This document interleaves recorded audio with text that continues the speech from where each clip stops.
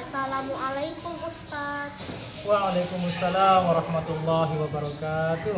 Bagaimana kabarnya Ustadz? Alhamdulillah kabar baik, sehat walafiat. Ustadz namanya siapa? Nama Ustadz Lahani SPDI. Ustadz sehari-hari kesibukannya apa? Untuk kesibukan Ustadz saat ini, Ustadz sebagai pengajar atau guru pendidikan agama Islam di SMA Negeri 4 Jayapura. Ustadz sebenarnya bedanya apa antara anak yatim dan anak biasa? Ya, untuk perbedaan antara anak yatim dan anak biasa dipandang dari status sosialnya tentunya berbeda. Di mana seseorang dikatakan yatim bila mana ayahnya atau bapak daripada anak ini telah meninggal dunia sebelum anak ini menginjak usia dewasa atau balik. Nah, sementara dikatakan anak biasa itu adalah anak secara umum, artinya dia masih memiliki kedua orang tuanya sebelum anak ini menginjak usia balik, sehingga dia senantiasa berada dalam pemeliharaan dan didikan kedua orang tuanya sampai dia dewasa, seperti itu. Apa sama antara anak yatim dan anak yatim piatu Ustadz? Ya, secara bahasa antara anak yatim dan anak yatim piatu tentunya memiliki perbedaan juga. Kalau tadi dikatakan anak yatim adalah anak yang telah meninggal ayahnya. Nah, kalau yatim piatu berarti ayah ibunya telah meninggal dunia sebelum anak ini menginjak usia dewasa. Seperti itu bedanya. Ustadz, apakah ada ayat Al-Quran atau hadis yang menjelaskan tentang anak yatim? Ya, ayat atau dalil yang menjelaskan tentang anak yatim banyak sekali dalam Al-Quran. Ya, di antaranya misalnya dalam Quran surat An-Nisa ayat 36. Di sini Allah Subhanahu wa taala berfirman, "A'udzubillahi minasyaitonirrajim. Bismillahirrahmanirrahim. Wa'budullaha wa la tusyriku bihi syai'a wa bil walidaini ihsana wa bidzil qurba wal yatama wal masakin." Terjemahannya, dan sembahlah Allah atau beribadahlah kepada Allah dan jangan mempersekutukannya dengan sesuatu apapun, dan berbuat baiklah kepada kedua orang tua, kepada orang-orang atau anak-anak yatim, dan kepada orang miskin. Nah, di sini Allah sangat tidak Allah Subhanahu wa taala sangat memperhatikan nasib daripada hambanya, sehingga Allah menyandingkan antara haknya dan hak hambanya. Nah, di mana Allah menyuruh kita untuk beribadah kepadanya dengan tidak mempersekutukan dengan apapun, dan juga Allah tidak lupa untuk kita senantiasa berbuat baik kepada hambanya. Yang Allah khususkan di sini adalah orang tua kita, kemudian karib kerabat kita, kemudian orang anak yatim dan orang-orang miskin, seperti itu. Bagaimana seharusnya sikap kita terhadap anak yatim Ustadz? Ya, sikap kita terhadap anak yatim, Islam sangat menganjurkan, sangat menganjurkan untuk kita memelihara dan menyantuni anak yatim.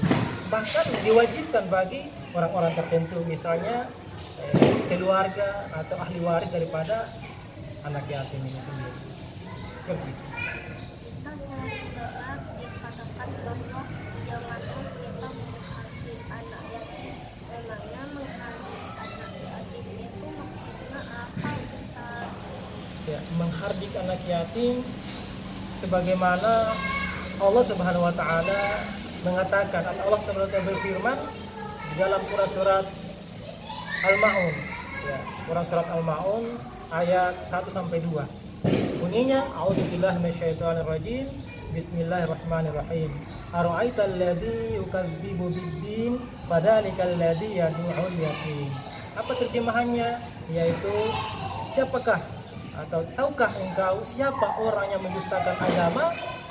Maka itulah orang-orang yang menghardik anak yatim. Jadi orang-orang yang menghardik anak yatim ini Allah sudah katakan dalam Al-Quran. Lalu bagaimana posisinya atau bagaimana penjelasan orang-orang menghardik anak yatim ini? Ada seorang ulama yang bernama Syekh As-Safuri. Beliau mengatakan bahwa orang yang menghardik anak yatim ini artinya dia menghalangi, atau dia tidak memberikan hak-hak anak yatim.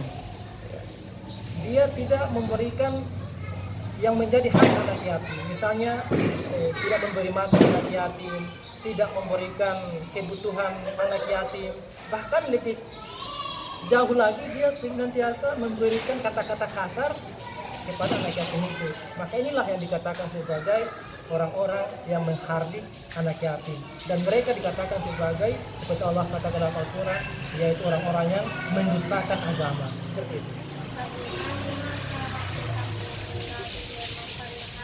Anak yatim, Ustaz. Ya, banyak cara untuk kita terhindar dari memakan harta anak yatim ini. Ya, salah satu diantaranya adalah kita senantiasa bersyukur kepada Allah atas segala pemberian, atas segala limpahan rezeki yang Allah berikan kepada kita. Dan tentunya dari harta yang Allah berikan ini adalah merupakan amanah bagi kita. Artinya apa? Tidak semua harta yang Allah titipkan kepada kita pakai untuk kebutuhan keluarga kita saja, kita pakai untuk kebutuhan kita saja.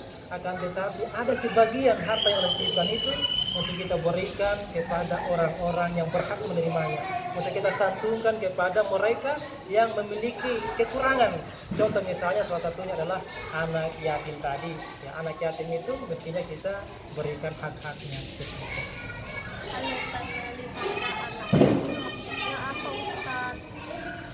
Memelihara anak yatim, ya, tentunya banyak caranya, tergantung kondisi dan keadaan anak yatim itu. Ya, kalau misalnya anak yatim itu ternyata dia ditinggal ayahnya dalam keadaan miskin keluarganya, maka kita senantiasa menafkahi, memberikan kebutuhan yang dia perlukan, seperti itu. Nah, jadi kita senantiasa menyantuni ataupun mengelurkan tangan kita dari apa yang Allah titipkan kepada kita untuk memenuhi kebutuhan anak yatim. Siapa saja yang berkewajiban Ya. Yang menyantuni anak yatim tentunya ada yang berkewajiban atau ada yang diwajibkan dan ada yang hanya sekedar disunahkan. Lalu siapakah yang paling wajib untuk menyantuni anak yatim? Ya, yang paling wajib ini dalam pandangan Islam adalah keluarga atau ahli waris daripada ayah anak yatim itu. Keluarga ayah anak yatim itulah yang bertanggung jawab untuk memenuhi kebutuhan anak yatim tersebut. Kalaupun kita misalnya yang tidak punya hubungan keluarga, yang tidak punya hubungan nasab dengan anak yatim itu, maka kita hanya disunahkan atau dianjurkan juga kalau memiliki kelebihan harta untuk memberikannya atau untuk menafkahi anak yatim tersebut. Ada batas usia tidak sampai usia berapa anak yatim tersebut perlu disantuni? Ya, tentunya yang namanya anak yatim atau seseorang dikatakan berstatus yatim itu ada batasan umurnya. Sebagaimana sabda Rasulullah SAW, beliau mengatakan bahwa tidak ada status yatim pada anak yang sudah mimpi basah. Ya, artinya apa? Mimpi basah ini adalah merupakan tanda bahwa seseorang itu telah balik, telah dewasa. Maka orang ketika sudah dewasa, meskipun ayahnya meninggal dunia, maka dia bukan lagi statusnya sebagai orang atau sebagai anak yatim, sudah hilang daripada status anak yatim. Gitu.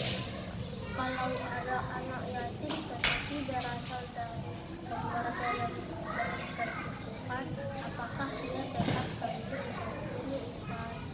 Ya, meskipun anak yatim itu berada atau posisinya dalam kecukupan, keluarganya berkecukupan, misalnya ketika ayahnya meninggal dunia, ayahnya meninggalkan warisan yang banyak, begitu pula misalnya dari ibunya ternyata memiliki pekerjaan yang layak, yang lebih dari cukup, lalu bagaimana? Apakah dia harus disantuni? Harus disantuni. Bagaimana cara menyantuninya?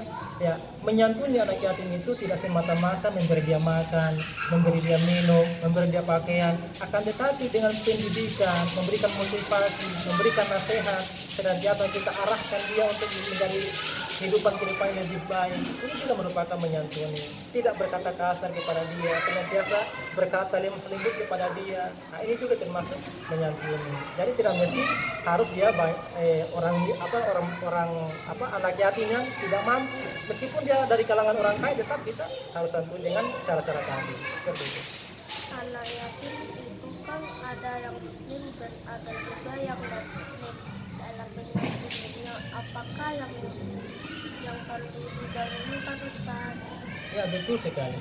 Jadi yang berstatus anak yatim itu pada umumnya anak yang telah ditinggal ayahnya atau ayah meninggal dunia sebelum anak itu balik. Dan di sini tentunya ada yang muslim dan ada yang non muslim. Lalu mana yang kita dahulukan? Ya, Islam memandang bahwa yang perlu kita dahulukan itu adalah yang nyata-nyata di depan mata kita, dia statusnya sebagai Islam. Ya. Yang kita dahulukan adalah yang Islam dulu. Lalu bagaimana dengan yang non muslim? Ya, yang non muslim ini kita lihat kondisinya bagaimana. Ya, kita lihat kondisinya. Kalau misalnya ternyata anak yatim yang beragama non muslim, dia di sini ada keluarganya yang menyantuninya atau yang memeliharanya, atau misalnya ada lembaga-lembaga keagamaan mereka yang bisa menampung anak yatim, misalnya panti asuhan dan sebagainya, maka mereka lebih berhak untuk mengurus anak yatim itu ketimbang kita. Nah, terkecuali misalnya ada anak yatim non muslim dan anak itu terlantar, tidak ada yang perhatikan, tidak ada keluarganya yang peduli dengan dia, bahkan dia hidup seorang diri, maka kita yang melihatnya, kita juga pasti harus ya menyantuni anak yatim itu. Kita juga harus memberikan kebutuhan, memberikan apa yang dia perlukan dalam kehidupannya.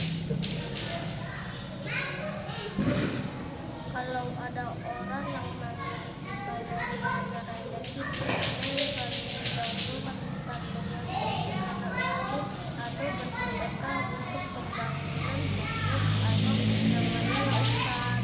Oke, baik. Jadi ketika kita diberikan kelebihan rezeki, kelebihan harta, memang untuk mensucikan harta itu harus kita keluarkan sebagiannya. Dan untuk mengeluarkan sebagian harta kita dalam bentuk sedekah itu ada tingkatannya. Jadi siapa yang lebih utama kita bersedekah? Nah, di sini Islam memandang bahwa yang lebih utama, yang paling utama kita bersedekah itu misalnya kepada orang tua kita. Kemudian kepada siapa? Karib kerabat kita. Kemudian siapa lagi? Anak yatim dan fakir miskin dan seterusnya. Nah, lalu bagaimana kedudukannya? Misalnya ada pembangunan masjid dan ada juga di situ anak yatim. Mana yang kita dahulukan? Nah, yang kita dahulukan adalah memberi atau menyantuni anak yatim terlebih dahulu. Kenapa demikian? Karena pembangunan masjid itu tanggung jawab umum, tanggung jawab orang banyak. Siapa yang sholat di situ atau siapa yang berada di sekitar masjid itu atau siapapun umat Islam memiliki kelebihan harta, mereka pasti berlomba-lomba untuk membangun masjid. Sementara anak yatim ini, apalagi dia seorang diri, apalagi kita sebagai ahli waris anak yatim itu, dan kita berkewajiban untuk mendahulukan menyantuni anak yatim, baru kemudian ada kelebihan harta berikutnya, kita sumbangkan untuk pembangunan masjid. Seperti itu. Bagaimana kedudukan para pemelihara anak yatim di akhirat nanti, Ustaz?